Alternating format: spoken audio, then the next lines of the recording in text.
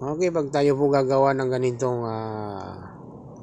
overhaul tayo ng transmission o helical gearbox sa ating mga scooter, dapat po lagi tayong double check bago paalisin si customer para hindi maiwasan ang ganitong senaryo. So, siyempre, pagka ganito pong nangyari sa ating ginagawang unit, lalo na ngayon, usong-uso yung sa social media at ito nagawa sa labas. Tayo po ay makakaroon, pwede tayo mag-viral. So hindi man natin sinadya ito, mayroon din tayong pananagutan. Hindi po pwedeng dapat baliwalain po. So maiwasan naman po ang ganito mga senaryo. Ugaliin, double check po lagi, lalo na sa mga nag-uumpisa pa lang maging mekaniko.